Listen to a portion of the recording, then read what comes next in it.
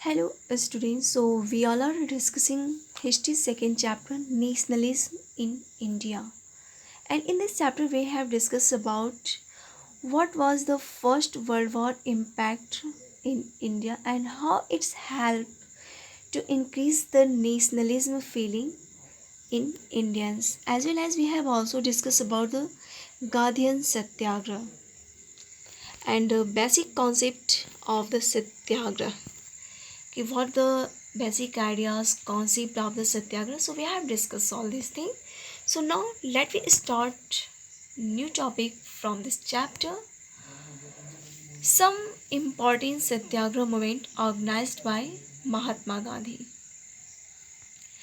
So we have to be discuss about the important events or important moments which are leadership by the Mahatma Gandhi. So three moments are continuously happening. First is Champaran movement, after that Kheda movement, and third is the mill workers movement. And these three movements are based on the Satyagraha ideas. So in 1915, Mahatma Gandhi was returned from South Africa. In 1916, Champaran movement was organized. In 1917, Kheda movement and mill workers movement was took place. So let me discuss this topic.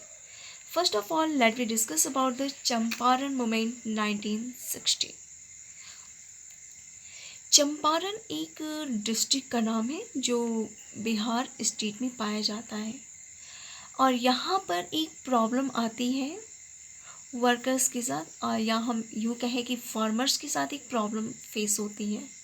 वो problem ये थी कि जो Britishers थे उन्होंने farmers को compulsory कर दिया कि उनके पास जो भी ज़मीन है उसके 1/3 पार्ट पे उनको इंडिगो प्लांटेशन करना है।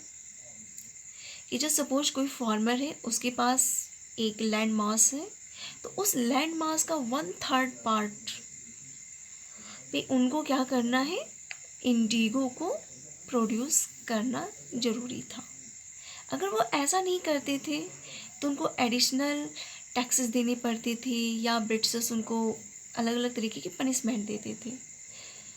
अब चूँकि ये एक इंडियन की सिचुएशन हम बात करें फार्मर्स की तो उस समय प्रोडक्शन बहुत अच्छा नहीं होता था ग्रेन्स वगैरह की, तो उनके पास एनफ फूड ग्रेन्स प्रोड्यूस करने के लिए ज़मीनें होती नहीं थी। अब ऐसी सिचुएशन में एक कंपल्सरी कर देना इंडिगो प्लांटेशन के लिए एक उनके लिए कहीं न कहीं एक बहुत बड़ा टफ था। लाइफ को सरवाइव करने के लिए उनके पास एक टफ सिचुएशन बननी शुरू हो गई थी और पीपल्स या जो फार्मर्स थे वह इसका अपोज करना चाहते थे। ऐसे में उन्होंने महात्मा गांधी को कॉल किया और अपनी सिचुएशन उनके सामने रखी। महात्मा गांधी ने उनका काफ़ी अच्छे तरीके से उनको समझा और उनका साथ दिया और उनके लीडरशिप में यह पहला चंपारण मूवमेंट काफ़ी सक्सेस भी हुआ। इस सक्सेस के पीछे बहुत सारे अदर रीजन्स भी थे बट ओवरऑल ये जो सत्याग्रह मूवमेंट था चंपारण में ये बहुत सक्सेस हुआ था और इस सक्सेस की वजह से आपका अगला मूवमेंट हमको दिखाई देता है खेड़ा में। खेड़ा आपका एक गुजरात की डिस्ट्रिक्ट है और यहाँ पर की प्रॉब्लम्स ये बनी कि यहाँ पे क्रॉप्स फेल हो गए थे। जो भी किसान अपना प्लांटेशन की थी जो भी प्रोड्यूस कर रहे थे वो काफ़ी ज़्यादा डिस्टर्ब हो गई थी नेचुरल डिजास्टर्स वगैरह की वजह से। वो बहुत अच्छी वहाँ पे क्रॉप्स प्रोड्यूस नहीं हो पाई थी। और दूसरी चीज़ थी प्लेग का आना। इन दो कंडीशंस की वजह से क्रॉप फेलियर और प्लेग एपिडेमिक की वजह से खेड़ा डिस्ट्रिक्ट के जो किसान थे जो फार्मर्स थे उनकी लाइफ बहुत ही ज़्यादा मिजरेबल हो गई थी। बहुत ज़्यादा कहा जाए तो बहुत ज़्यादा उनकी कंडीशन बहुत ज़्यादा ख़राब हो गई थी और उन्होंने महात्मा गांधी को अपना लीडर माना और उनको अब उनके लीडरशिप में उन्होंने एक डिमांड रखी ब्रिटिश गवर्नमेंट के सामने कि आप जो हम पे लैंड रिवेन्यूज जो अप्लाई किए हैं उस लैंड रिवेन्यू को कम कर दीजिए। अब एक चीज़ यहाँ पे ध्यान दीजिए, फार्मर्स की डिमांड क्या थी कि जो लैंड रिवेन्यू उसको ख़त्म मत करो, आप उसको हमसे लीजिए, लेकिन उसकी जो वैल्यू है उसको आप कम कर दीजिए। और ये भी काफ़ी सक्सेस भी हुआ था, खेड़ा मूवमेंट भी। और तीसरा हमें दिखाई देता है गुजरात के ही अहमदाबाद डिस्ट्रिक्ट में। यहाँ पर एक कॉटन मिल्स थी और उस कॉटन मिल वर्कर्स के सामने बहुत ज़्यादा प्रॉब्लम्स थी। तो पहली प्रॉब्लम थी लो वेजेस होना, कि जो मिल वर्कर्स थी उनकी पेमेंट वगैरह बहुत कम होती थी, उनको पेमेंट बहुत कम दिया जाता था और उनसे वर्क बहुत ज़्यादा लिया जाता था।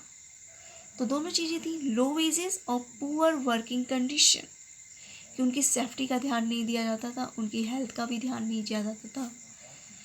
तो ऐसे सिचुएशन को से अपने आप को निकालने के लिए इन मिल वर्कर्स के द्वारा महात्मा गांधी के लीडरशिप में ही अहमदाबाद में एक मूवमेंट स्टार्ट किया गया था उनकी कंडीशंस को सुधारने के लिए।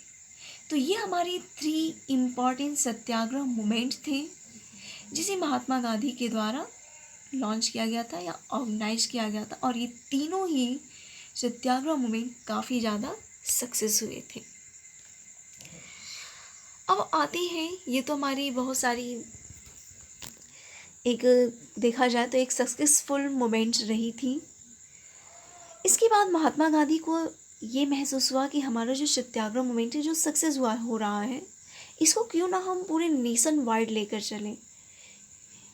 और इसी समय इन्हीं सत्याग्रह के मूवमेंट से प्रभावित होकर के काफ़ी ज़्यादा इम्पैक्ट बना ब्रिटिशर्स पे भी। तो ब्रिटिश गवर्नमेंट ने क्या किया, उसने एक रॉलेट एक्ट पास किया था। अब ये क्या था Rowlatt Act? So let me discuss about it. कि this act gave the government the power to imprison any person without any trial for a period of 2 years. Rowlatt act एक ऐसा government के द्वारा पास किया गया एक्ट था जिसके through government को ये पावर दे दी गई कि वह बिना किसी ट्रायल के, बिना किसी जांच पड़ताल के किसी भी पर्सन्स को 2 ईयर्स के लिए इम्प्रिजन कर सकती थी। इट मीन्स उसको जेल में डाल सकती थी। Aim of this act was to destroy the national movement by imprisoning the national workers. इसका मेन काम था, या एम जो रॉलेट एक्ट का देखा जाए तो पहले चीज़ तो मैंने जस्ट अभी आपको बताया कि सत्याग्रह मूवमेंट काफ़ी ज़्यादा सक्सेसफुल होता जा रहा था। तो अब यहाँ पर जो नेशनल मूवमेंट चलाने की बात महात्मा गांधी के द्वारा भी की जाने लगी कि बिहार से गुजरात की तरफ फैला। अब गुजरात की, अब इसके अलावा भी छोटी छोटी और जगहों पे भी इस तरीके की घटनाएं होनी शुरू हो गई थी। ऐसे में गवर्नमेंट को ये डर लगने लगा कि कहीं ये नेशनल मूवमेंट्स अगर वाइड लेवल पे फैल गया तो उनको संभालना, कंडीशंस को हैंडल कर पाना कहीं ना कहीं मुश्किल हो सकता था। सो ऐसे सिचुएशन में उन्होंने नेशनल मूवमेंट से रिलेटेड जितने भी नेशनल वर्कर्स थे उनको इम्प्रिजन करना, जो नेशनल मूवमेंट लोगों के द्वारा बनाया जा रहा है उसको डिस्ट्रॉय करना। तो मेन एम रॉलेट एक्ट का यही था।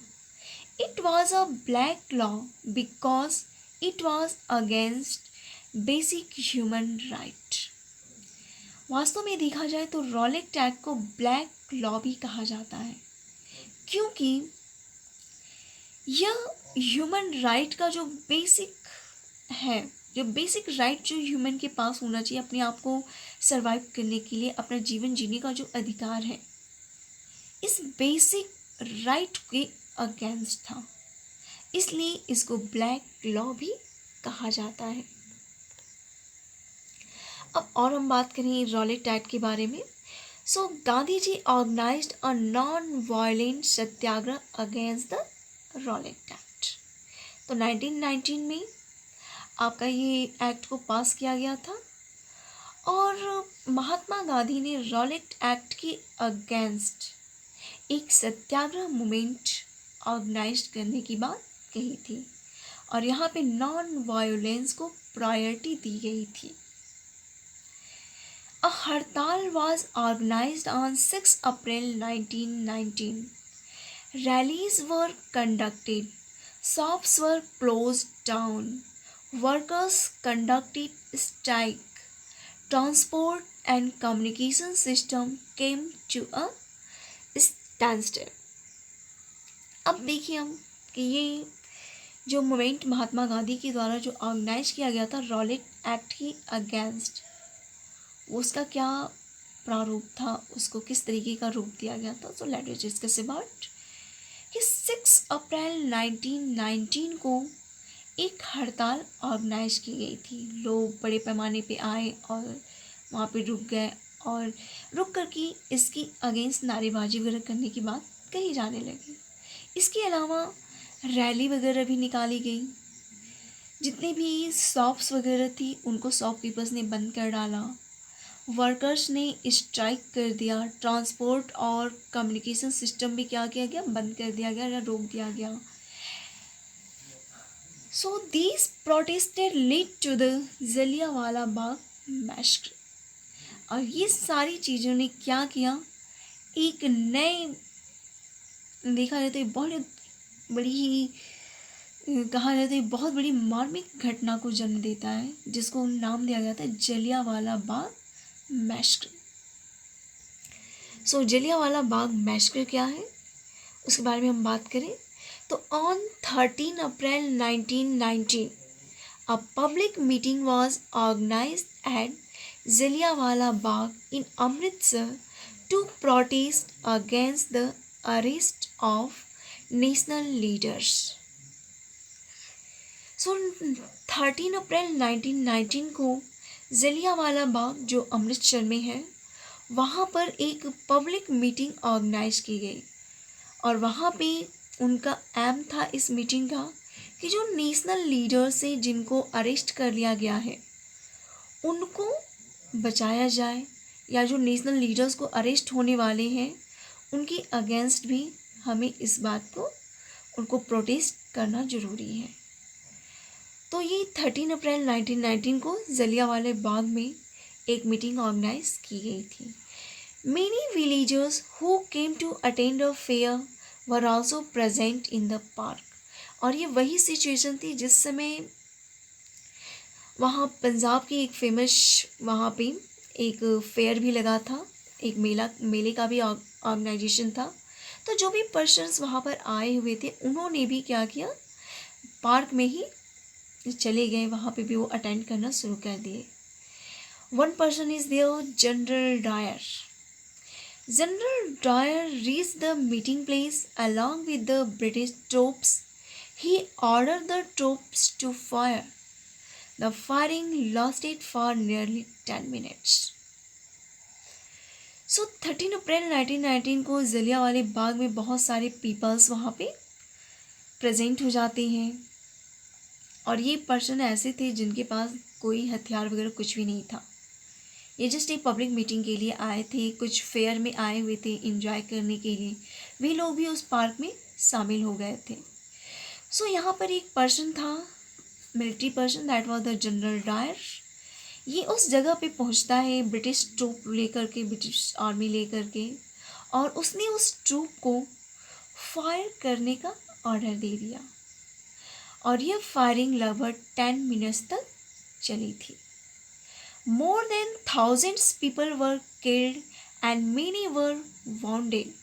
This incident is called Jallianwala Bagh massacre. और इस फायरिंग में 1000 से भी ज़्यादा पीपल्स मार डाले गए थे। बहुत से ऐसे पीपल्स थे जो बहुत घायल भी हो गए थे। और यही जो घटना थी 13 अप्रैल 1919 में जो हुई थी, इसी को नाम दिया गया था Jallianwala Bagh massacre. So I hope you have understand Jallianwala Bagh massacre.